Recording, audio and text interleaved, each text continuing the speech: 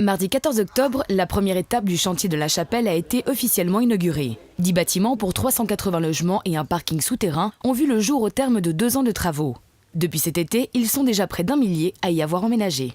On est parti vraiment de rien, c'était un projet sur un sol nu finalement.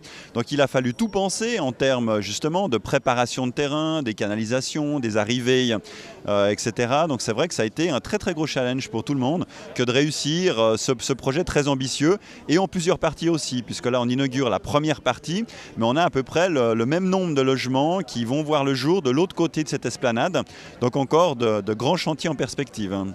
Situé à l'extrême sud de la commune de Lancy, ce nouveau complexe d'habitation représentera un défi d'intégration non négligeable pour les autorités lancéennes.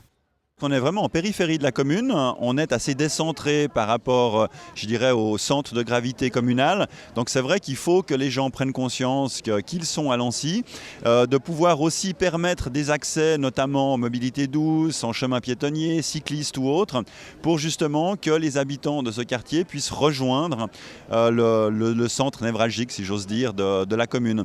Afin d'assurer une mixité sociale à ce nouveau quartier, différents régimes de logement ont été proposés. Côté développement durable, la plupart des toits ont été munis de capteurs solaires et les édifices suivent les normes Minergie. Un soin tout particulier a également été porté sur les aménagements extérieurs afin de préserver un lien avec la flore environnante. Au total, la Chapelle-Lessier comptera 1300 logements, une crèche, une école, des commerces ainsi que des bureaux. Une véritable aventure urbaine et intercommunale pour Lancy et Plan-les-Ouates.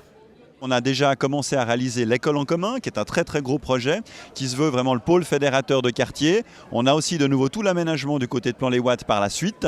Et donc c'est vrai que c'est là aussi un petit défi que de réussir ce nouveau quartier qui est à cheval, un quartier intercommunal, à cheval sur ces 2 communes. Ça nous permet à nous aussi de voir sur le papier justement en fonction des pistes qui ont été évoquées ici, à savoir un peu moins de parking en souterrain, d'avoir un peu plus d'accès, que ce soit justement en transport public, en vélo, etc.